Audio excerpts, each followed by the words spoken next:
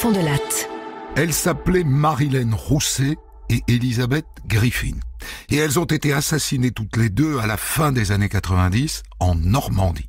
Par un homme qui, si on ne l'avait pas arrêté, était bien parti pour devenir un tueur en série. C'est une histoire très rude que je vais vous raconter, très douloureuse. Je la débrieferai tout à l'heure avec celui qui était avocat général au procès, Jean-Marie Benet. La réalisation est signée Céline Lebras. Europe 1, Christophe Fond de Latte.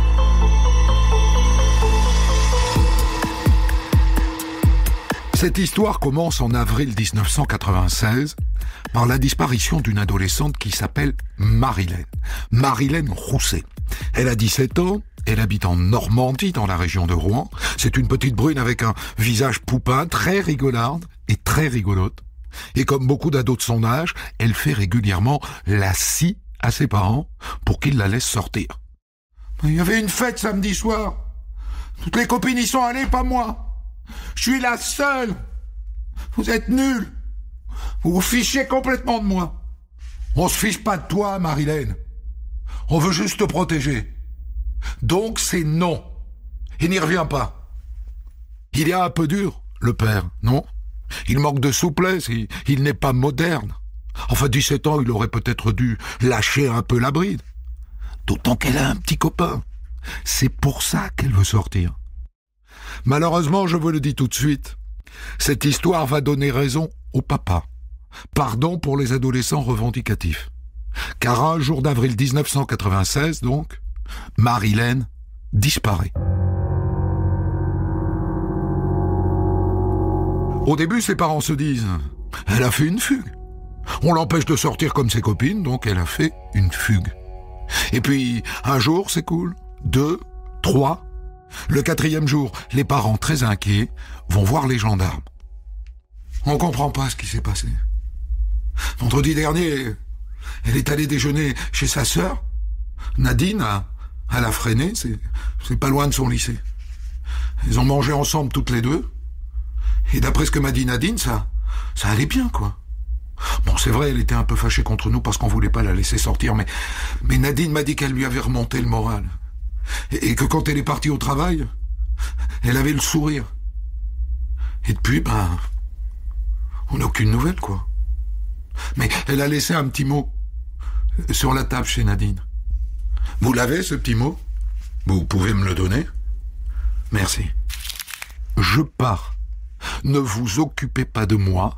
On se reverra bientôt, mais pas avant mardi. Marilène. Étrange petit mot qui, pour le coup, confirme la thèse de la fugue. D'autant que selon la sœur et le beau-frère, elle a volé 200 francs, 30 €, dans leur petite cagnotte familiale. Du coup, tout le monde attend mardi. Mais mardi, elle ne rentre pas. Dans la foulée, les parents placardent des affichettes dans tout le canton, avec la photo de Marilène et leur numéro de téléphone. Et ils appellent les copains et les copines pour savoir si elle ne se planque pas chez eux. Non, monsieur, non. Je vous le jure, j'ai aucune nouvelle. Des gens appellent comme d'habitude. Ils l'ont vue dans toute la France. Mais vous le savez bien, ce genre de témoins ne valent rien.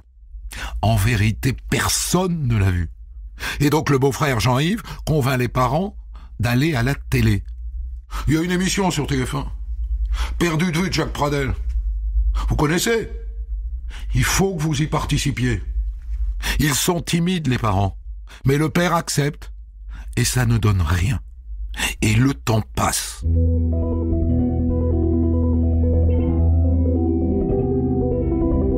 Ça fait maintenant 3 semaines que Marilène a disparu. Les parents réclament à juste titre l'ouverture d'une enquête. Et les gendarmes commencent par saisir un expert en écriture. Ils lui demandent de comparer le mot laissé par Marilène à d'autres écrits qu'elle a pu faire.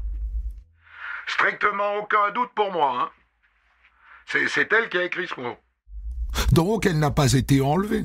Elle n'a pas été violée. Elle n'a pas été tuée. C'est juste une fugue. Ouf! Mais les gendarmes, qui ne sont sûrs de rien, décident de faire ce qu'on appelle l'entourage. Ils interrogent ses amis, sa sœur, et bien sûr son beau-frère qui a découvert le mot sur la table de la cuisine. Au passage, quel drôle de bonhomme celui-là. Bavard comme une pie, à l'aise, souriant, agaçant en vérité. Je voulais vous dire, je vous trouve très jolie, mademoiselle. Enfin, je veux dire pour une gendarme. Ça alors, il fait du gringue à la gendarmette en plein interrogatoire. On rêve. Et le temps passe encore. 1 mois, 2 mois, 3 mois, 8 mois. Aucune nouvelle.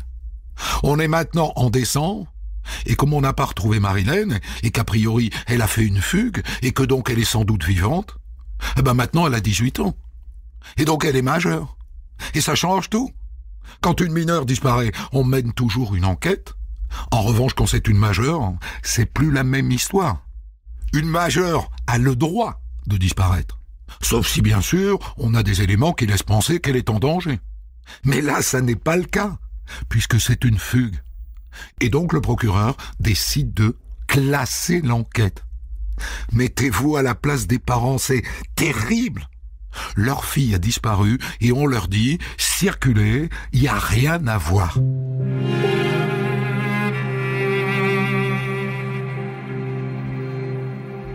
Six mois plus tard, en juin 1997, dans le même coin de Normandie, une autre jeune fille disparaît.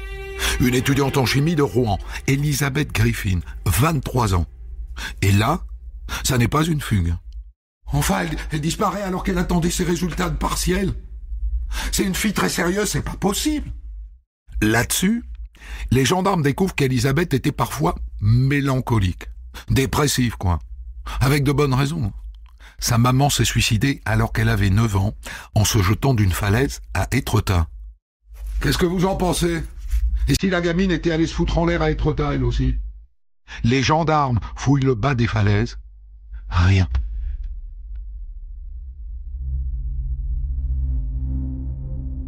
Entre-temps, ils ont demandé la fadette d'Elisabeth, c'est-à-dire le relevé détaillé de son téléphone. Et ils s'aperçoivent que le matin de sa disparition, un peu avant 8 heures, elle a reçu un appel sur son fixe. Il n'y a pas de portable à l'époque. Cet appel provient d'une cabine téléphonique de La Remuée, à 70 km de Rouen. Mais pas de peau, le correspondant a utilisé une télécarte et pas sa carte bancaire. Il est donc impossible à identifier.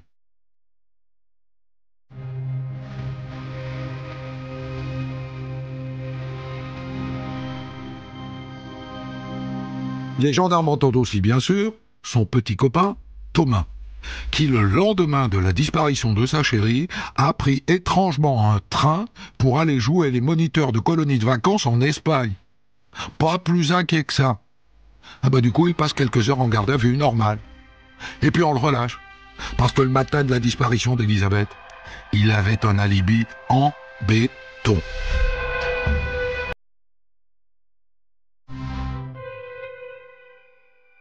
Quelques jours après la disparition d'Elisabeth, on retrouve sa voiture dans une ville voisine. Elle est ouverte. Et sur le siège, il y a son sac à main, avec ses papiers, sa carte de crédit. Et d'après les parents, il ne manque rien. Très étrange. Et dans ce sac, il y a aussi un petit mot. Fred. 10 heures, le 24. Or, c'est précisément le 24 juin qu'Elisabeth a disparu. Alors Fred, qui est-ce ?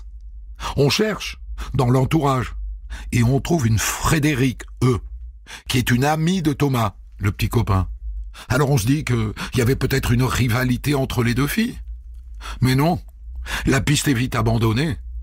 Alors les gendarmes confient le petit mot à un expert en écriture. Ça n'est pas du tout son écriture, Pas du tout. Donc, quelqu'un aurait glissé ce petit bout de papier dans son sac pour mettre les gendarmes sur une fausse piste. C'est possible, mais ça n'est pas certain.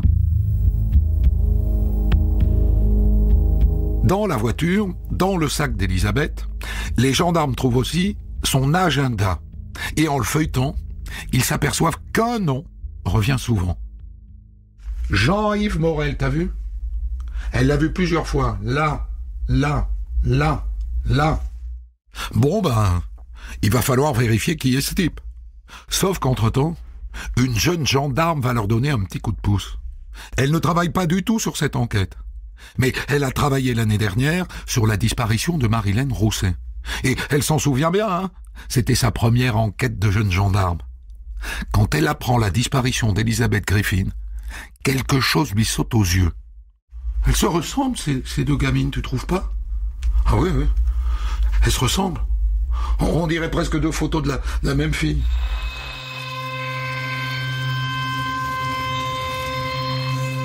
Alors, comme elle a un peu de temps, elle va fouiner dans le dossier d'enquête qui concerne Elizabeth Griffin. Et là, elle voit apparaître le nom de Jean-Yves Morel. Et forcément, ça lui rappelle quelque chose, c'est le beau-frère de Marilène Rousset. Souvenez-vous, celui qui a découvert le petit mot sur la table. Celui qui lui a fait du gringue sans vergogne pendant son interrogatoire. Alors du coup, ça l'intrigue. Elle fait des recherches. Et là, elle s'aperçoit qu'Elizabeth Griffin était étudiante en chimie et qu'elle a fait un stage chez Bayer, un laboratoire pharmaceutique où travaille Jean-Yves Morel. Alors elle alerte ses collègues de la brigade de recherche de Rouen en charge de l'affaire Griffin.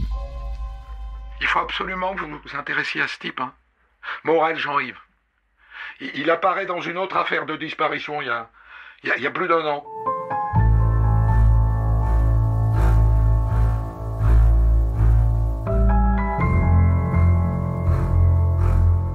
Jean-Yves Morel est immédiatement placé en garde à vue.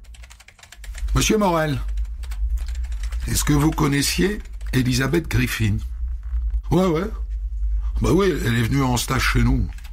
Une fille intelligente, douée, rigolote. Ouais, vraiment. Et vous l'avez revue après son stage? Ouais. C'était une relation amicale, quoi. Elle voulait refaire un stage chez Bayer. C'est pour ça qu'elle m'appelait, quoi. Mais je vous jure, il s'est jamais rien passé entre nous. Bon, ces explications tiennent debout. Et c'est peut-être le hasard qui le fait apparaître dans les deux dossiers. Et comme par ailleurs, c'est un bon père de famille, qu'il va à la messe, qu'il s'intéresse à la mécanique, à la planche à voile et au tennis, il n'a pas le profil. Et donc il est relâché. Ce qui ne veut pas dire que les gendarmes ne lui gardent pas un chien de leur chienne. Ils le tiennent à l'œil. Là-dessus, en reprenant leur dossier, les gendarmes s'intéressent à un détail qui les intrigue depuis le début. La voiture d'Elizabeth. Le compteur kilométrique affiche 57 km. Et les parents racontent qu'elle le remettait tous les jours à zéro pour surveiller sa consommation d'essence. C'est donc qu'elle a parcouru 57 km le jour de sa disparition. Alors ils font le parcours entre le domicile d'Elizabeth et celui de Jean-Yves Morel. 54 km. Exactement. Donc le compte n'y est pas. Il n'y est pas, sauf si on ajoute le trajet entre le domicile de Morel et la cité où on a retrouvé la voiture. 3 km tout rond. Donc 54 plus 3 égale 57 km.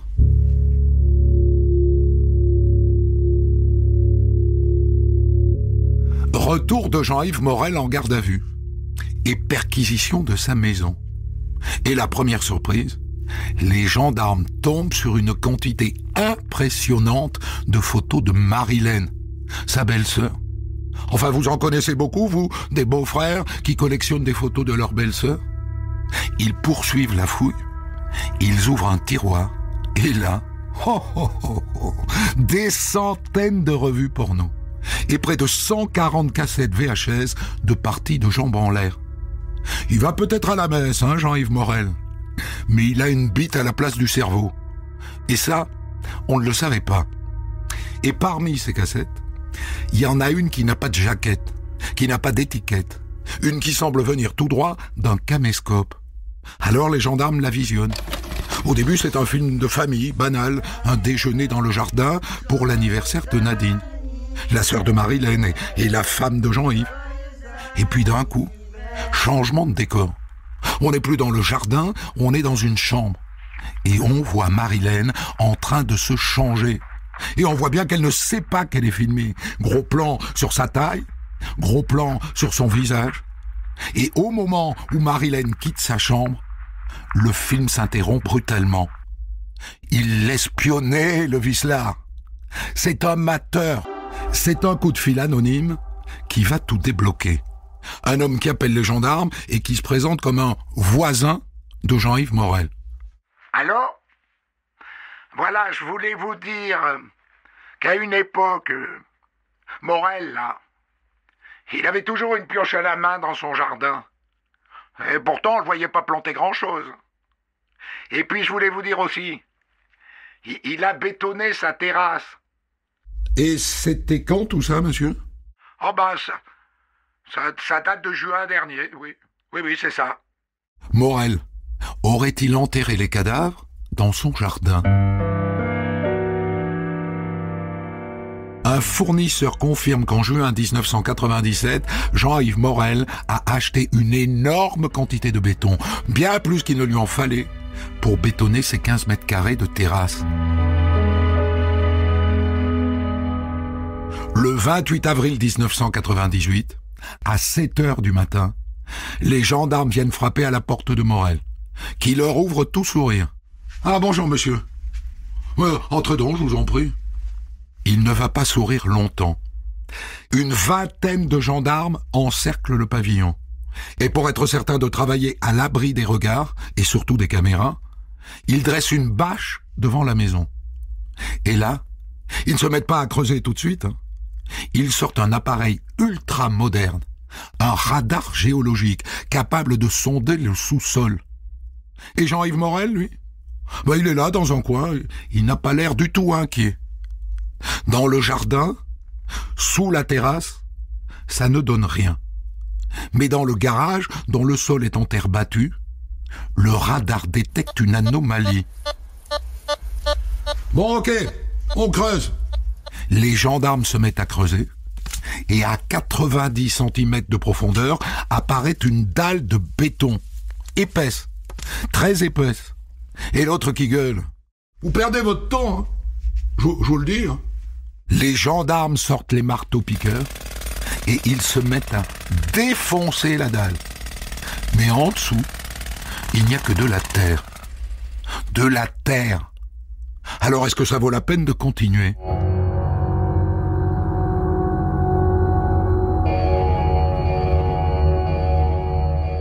À ce moment-là, Jean-Yves Morel s'écarte un peu, il entre dans la maison et il décroche le téléphone.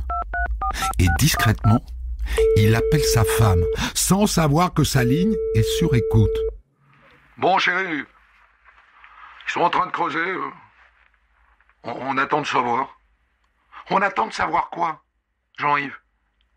Dis-moi, il y a quelque chose là-dessous? Non. Bon, de toute façon, c'est trop tard, je peux plus rien te dire. Tu peux pas me dire quoi? Je vais raccrocher. Prends soin de notre fille. Des gendarmes viennent d'écouter toute cette conversation. Et ils appellent tout de suite leurs collègues sur place. Bon, continuez à creuser, hein. Il y a quelque chose là-dessous, c'est certain. Et donc, on se met à creuser la terre. Et un peu avant minuit, apparaît un petit morceau de plastique noir. Un gendarme descend dans le trou. Il perce la bâche d'un coup de pelle.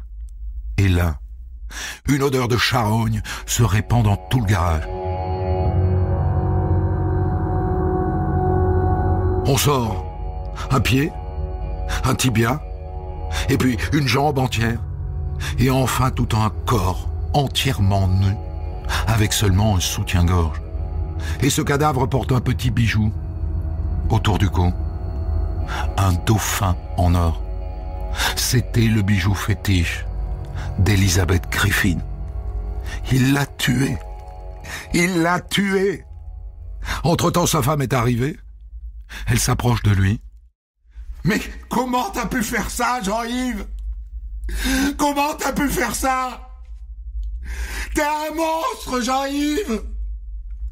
T'es un monstre !» Un gendarme se tourne alors vers Morel. « Le cadavre, Morel. C'est qui? C'est qui? Bah, c'est Elisabeth Griffin. Et l'autre?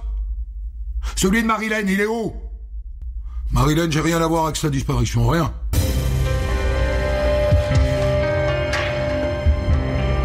Jean-Yves Morel est immédiatement placé en garde à vue, et voilà ce qu'il raconte. Avec Elisabeth, on était amants, quoi. Je dirais même très amoureux. Et puis, un jour on s'est disputé, elle m'a sauté dessus, je l'ai repoussée, elle a perdu l'équilibre, et, en tombant, sa tête a heurté une poutre. C'est un accident, quoi, c'est un accident. Et Marilène, monsieur? Marilène, c'est pas moi, je vous le jure. Les gendarmes le renvoient gamberger dans sa cellule, et quand ils le font remonter, Morel a manifestement compris qu'il est cuit. Elisabeth, je voulais lui faire l'amour. Et elle voulait pas. Alors je l'ai violée. Et je l'ai tuée en lui frappant la tête sur le sol. Et voilà. Et c'est bien lui qui a écrit le petit mot « Fred le 24 » à 10h. Pour lancer les gendarmes sur une fausse piste, il a écrit de la main gauche, alors qu'il est droitier. Et Marilène, c'est toi? Dis-le. Je vous l'ai dit, Marilène, c'est pas moi, j'y suis pour rien. Jean-Yves Morel est mis en examen pour le meurtre d'Elisabeth Griffin, et il file en prison. Et quelques jours plus tard, il tente de se suicider. Ça le travaille. Ça le travaille.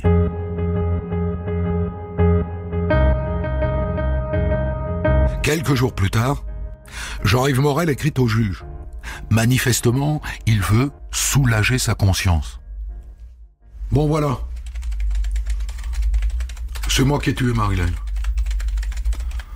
Elle est dans le jardin. Et c'est pas la peine de retourner le jardin.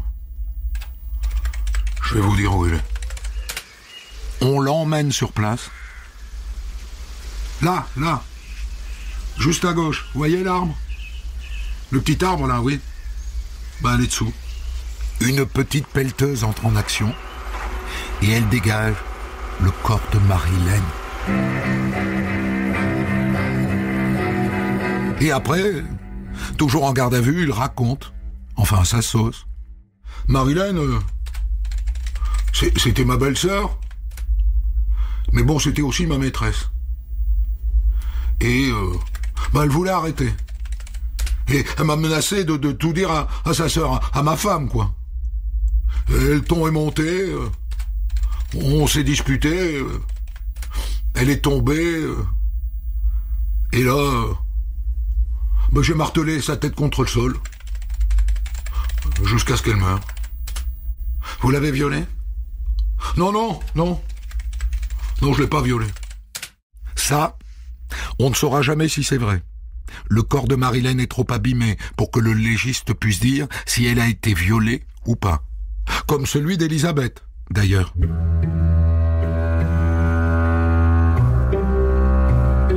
En tout cas, il les a tuées, toutes les deux. Alors qu'est-ce qui peut expliquer que ce père de famille de 33 ans, parfaitement intégré, insoupçonnable, ait soudain pété les plombs comme ça, au point de tuer 2 jeunes filles, dont sa propre belle-sœur, et de les enterrer au fond de son jardin, sans les avoir violées, si on veut le croire. Pourquoi? Je vous le dis tout de suite, des tas de gens ont cherché. Des journalistes du coin ont fouillé sa vie pendant des semaines à la recherche d'un début d'explication. Ils ont vu ses voisins. Ils ne le connaissaient pas. Ils ont vu ses collègues de bureau. Ils ne s'intéressaient pas à lui. Ils n'ont rien de plus à dire qu'il était froid et distant. Alors il faut attendre le procès. Et peut-être qu'on comprendra pourquoi.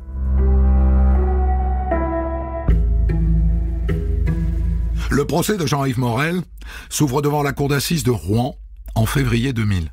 Et entre-temps, l'homme ravagé par le remords qui avait tout avoué a fait marche arrière, figurez-vous. C'était des accidents, voilà tout. Retour à sa première version. Marilène était amoureuse de lui. Voilà. Et il a voulu rompre. Et elle s'est mise en colère. Et elle a réclamé de l'argent pour ne pas tout répéter à sa sœur. Et lui, il l'a juste repoussée, et sa tête a cogné sur un meuble, et elle est tombée sur le carrelage. Un accident, je vous dis. Et Elisabeth, c'est tout pareil. Il l'a fait venir chez lui pour rompre, elle n'était pas d'accord, ils se sont disputés, et, malencontreusement, sa tête a heurté une poutre. 2 accidents, je vous dis.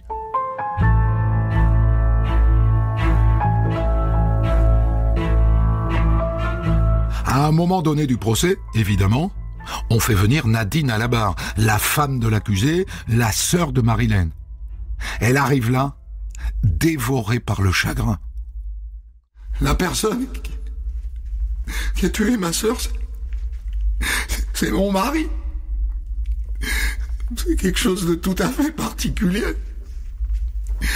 De mon union avec lui. J'ai une petite fille de 3 ans aujourd'hui. Je peux vous dire qu'elle a vécu cette situation comme née. Je ne sais pas quel sera son avenir, mais je veux que dans sa petite tête, tout soit clair. Dans la salle, personne ne moufte. J'ai été abasourdi de découvrir durant l'enquête des pans entiers de la vie de mon mari. Son goût pour la pornographie. Et puis surtout son enfance malheureuse. Très malheureuse. Je savais pas ça. Car Jean-Yves Morel a une enfance pathétique à raconter. On cherchait la raison du dérangement de monsieur. On a une piste. Toute mon enfance, j'ai été martyrisé par mon père. Comme mes frères et mes sœurs d'ailleurs. Toute notre enfance, il nous a battus et il nous a humiliés. Et votre mère, monsieur Morel, qu'est-ce qu'elle faisait? Ma mère, elle regardait, quoi. Elle était institutrice pourtant. Mais elle regardait, elle disait rien. Bon, elle était aussi sous la coupe de son mari. Pour vous dire, le soir, quand elle rentrait, il l'obligeait à se mettre en porte-jartel et en chemisier transparent devant nous. Et après, il lui faisait des trucs sexuels devant nous, devant ses enfants. L'une de ses sœurs vient raconter une scène en particulier à la barre. Jean-Yves, quand il était tout petit, il avait plein de petites tortues dans un aquarium. Il les adorait. Et un jour, mon père, il lui a fait faire un exercice de maths. Et à chaque mauvaise réponse, il a écrasé une tortue à coups de poing. Et Jean-Yves, il hurlait de désespoir et de chagrin. Il se tordait de douleur par terre. Voilà. Une fois de plus, il se vérifie que les tueurs ont souvent, et même toujours, une enfance fracassée.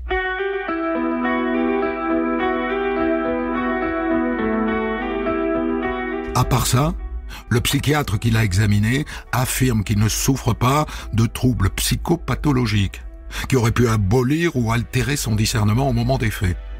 Bref, sa responsabilité est entière.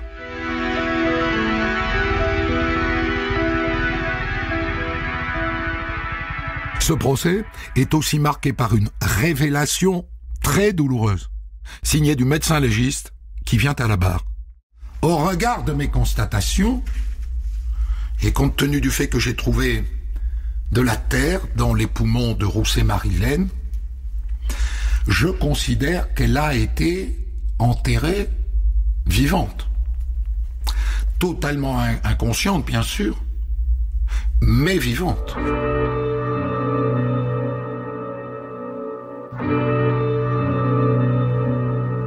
Quand elle entend ça, Nadine quitte la salle.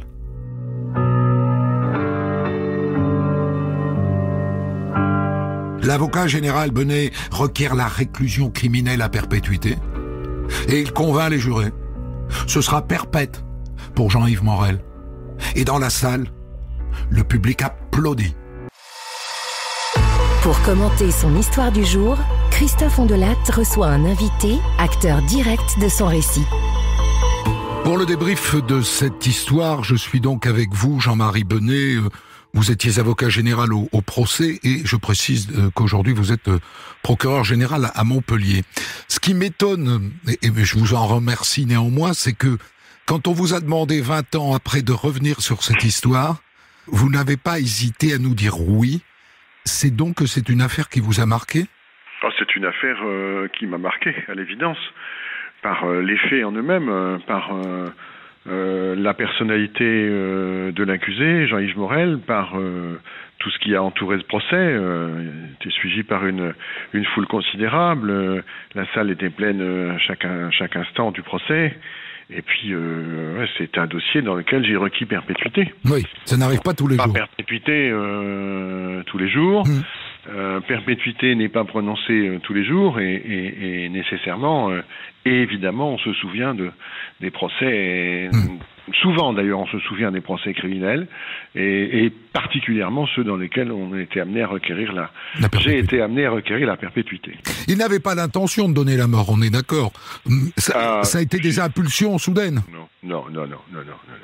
Quand on regarde le dossier, quand on a les constatations du médecin légiste, notamment, ça a été, et d'ailleurs il a été condamné pour ça, pour meurtre, c'est-à-dire qu'il a eu l'intention de donner la mort, sans entrer dans les détails macabres, en frappant extrêmement violemment, à de nombreuses reprises, la tête des victimes sur des surfaces très dures. Et ça caractérise parfaitement l'intention de tuer. À votre avis, s'il n'avait pas été arrêté, il en aurait tué d'autres ? Alors, si vous voulez, ça ressort pas du dossier au sens strict. Simplement, ça a été dit à la cour d'assises. Ça a été dit à la cour d'assises, notamment par un des 2 officiers de gendarmerie qui avaient fait l'enquête. Il y avait 2 officiers qui étaient en charge de l'enquête, le lieutenant Frottier et le lieutenant Vépierre de la section de recherche de Rouen. Et le lieutenant Vépierre, effectivement, à l'audience, ça a été rapporté d'ailleurs par la presse à l'époque, qui a dit que heureusement qu'il avait été arrêté parce que il aurait pu commettre d'autres crimes. Alors, ça reposait, mais je ne l'ai pas repris dans mes réquisitions, si vous voulez, mais ça reposait sur l'analyse qu'ils avaient fait parce que, en fait, il s'avérait que peut-être Jean-Yves Morel s'intéressait à nouveau à une stagiaire, entreprise Bayer dans laquelle il travaillait. Ce qui a été évidemment frustrant dans ce procès, c'est que comme il s'est accroché à son improbable thèse de l'accident, il n'a pas pu expliquer le comment, le pourquoi il a tué ces 2 jeunes filles. C'est un homme qui avait l'air, au tout début de l'enquête, et d'ailleurs les gendarmes le relâchent assez aisément la première fois, parfaitement normal, parfaitement équilibré, monsieur tout le monde. Qu'est-ce qui le fait basculer selon vous ? Alors là, on va être un peu dans la supputation, oui. De la divination, là, parce que... Mais l'avocat général, ça suppute, Il vaut mieux pas trop. Il vaut mieux s'en tenir aux faits et à l'analyse des faits. Simplement, moi j'observe que, effectivement, vous l'avez dit, au moment de la cour d'assises, il a pris une position qui est celle de dire c'est un accident, etc. Bien évidemment, j'ai pas voulu les violer, donc surtout, c'est comme ça qu'il veut éviter perpétuité. Du coup, il s'explique pas. Ceci dit, j'observe que quand la période de l'instruction dans laquelle il avait reconnu les faits de manière beaucoup plus construite, si j'ose dire, et sur lequel il avait dit qu'effectivement il les avait tués et il avait voulu violer Elisabeth alors qu'on lui demandait pas grand-chose à ce moment-là sur cette question-là, qui a beaucoup joué d'ailleurs après sa constitution. Eh bien, il s'est pas non plus franchement expliqué. Il s'est pas expliqué. Alors, après, est-ce que c'était quelqu'un qui avait effectivement une vie très sexuée et qui a voulu aller trop loin et faire disparaître le fait qu'il était allé trop loin? On peut penser que c'est un peu ça, quoi. Mais on peut penser, encore une fois, c'est pas il n'y a pas dans le dossier, si vous voulez, il n'y a pas d'éléments qui permettent d'avoir une vraie orientation, un défaut de certitude sur ses motivations. Alors, il y a un élément qui n'est pas dans le dossier d'instruction, mais qui apparaît donc au procès. C'est donc l'histoire d'un enfant martyr, maltraité par son père qui l'aurait battu, avec cette scène absolument terrible des tortues que le père écrase parce que le gamin ne répond pas bien aux exercices de mathématiques. C'est étonnant que ça ne soit pas apparu, ça, dans le dossier d'instruction, non ? C'est étonnant à supposer qu'on fasse totalement crédit à cette version. Mais la sœur vient confirmer la scène des tortues. La sœur, elle vient confirmer la scène des tortues. J'observe juste une petite chose, c'est que la sœur, elle est citée par l'avocat de la défense. Mmh. Oui, donc parce qu'elle n'apparaît pas dans le dossier avant. Mmh. Vous voyez ce que je veux dire ? Donc, c'est quand même très intéressant. Alors, on peut pas leur en vouloir. Je veux dire, le dossier était très accablant, en réalité, pour Jean-Yves Morel, quand il arrive devant la cour d'assises. Vraiment, son souci, c'est évidemment, et son souci est de son défenseur, Maître Lagarde, qu'il a remarquablement défendu d'ailleurs. C'est d'éviter perpète, quoi. C'est d'éviter la perpétuité, exactement. C'était l'objet. Après, si vous voulez, qu'on vienne, alors ils prennent une position qui consiste à discuter l'intention homicide et surtout la circonstance aggravante du viol ou de la tentative de viol qui aurait précédé ça. Et puis ensuite, bien évidemment, Alors, qui est du vrai, j'en sais rien, je veux dire, mais on l'a entendu tous, à la cour d'assises. Vous savez, monsieur le procureur, que la plupart des tueurs, et moi je le sais pour raconter ces histoires depuis plus de 20 ans, la plupart des grands tueurs, psychopathes, et là on a affaire à un psychopathe, sont des gamins qui se sont très très mal construits dans l'enfance. C'est vrai, j'ai requis contre Francis Holm dans une autre enceinte assez récemment, puisque c'était un bel exemple. Eh bien voilà, non mais c'est pour aller dans votre sens, c'est pour aller dans votre sens, effectivement, tout à fait. Je dis simplement, moi, s'agissant de Jean-Yves Morel, je dis simplement que ça n'était pas franchement apparu au décours de l'instruction, que c'est apparu plus à l'audience, dont acte. Voilà. Et ça a été dit, ça a été débattu publiquement. On peut dire aussi que sans doute l'enquêteur de personnalité n'a pas très bien fait son travail. Non, mais aussi l'enquêteur de personnalité n'a peut-être pas fait bien son travail parce que, de toute façon, il n'a pas de boule de cristal non plus, si vous voulez. On lui a pas dit, quoi. Le psychiatre non plus, le médecin. Voilà, c'est ça. Vous savez, après, quand on refait l'histoire à l'envers, c'est toujours compliqué. Je suis d'accord. Donc voilà. Chronologiquement, en tout cas, c'est apparu à l'audience. Ok. Alors, contact, voilà. une dernière chose, monsieur le procureur. Je m'interroge sur la femme de Jean-Yves Morel, Nadine. Elle semble, et c'est ce qu'elle dit à l'audience, découvrir la face cachée de son mari au procès. Elle ne savait pas, dit-elle, qu'il avait des revues porno et 140 cassettes VHS. C'est pas une fouilleuse, hein ? Voilà. C'est vous qui le dites. C'est vous qui le dites. Ceci dit, je pense qu'elle est vraiment tombée complètement de l'armoire. Elle a été dévastée. Mais elle a peut-être fermé un peu les yeux avant, non ? Alors peut-être qu'elle n'était pas excessivement curieuse. Ça, j'en sais rien. Elle a été un petit peu poussée quand même à l'audience. Voilà. Pas vaciller sur ce point-là. Non, elle était dévastée. Et c'est vrai que sa déposition a été quelque chose d'extrêmement poignant, dans un silence, comme d'ailleurs pour beaucoup de dépositions au cours de c'est extrêmement silencieux l'ambiance de la cour d'assises, si vous voulez. Et donc sa déposition a été, c'était bouleversant, si vous voulez, c'était bouleversant. Ce qu'on comprend au fond, c'est que c'est dur d'assumer un tel mari, quoi. C'est dur d'assumer un mari qui a tué quelqu'un, votre sœur, qu'il a enterré dans le jardin, et puis c'est dur d'assumer quelqu'un qui ensuite a tué une jeune femme et qu'il a enterré sous la terrasse, si vous voulez. Ça fait quand même beaucoup à assumer pour quelqu'un qui est votre époux et le père de votre enfant. C'est quand même beaucoup. Je vous remercie infiniment, Jean-Marie Bonnet, de nous avoir consacré un peu de temps, parce que vous êtes procureur général à Montpellier. Ça laisse peu de temps libre. Merci infiniment. Des centaines d'histoires disponibles sur vos plateformes d'écoute et sur europe1.fr.